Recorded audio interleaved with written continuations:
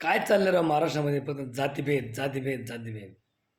अरे कोण मराठी कोण वंजारी, अरे कोण मराठी कोण वंजारी.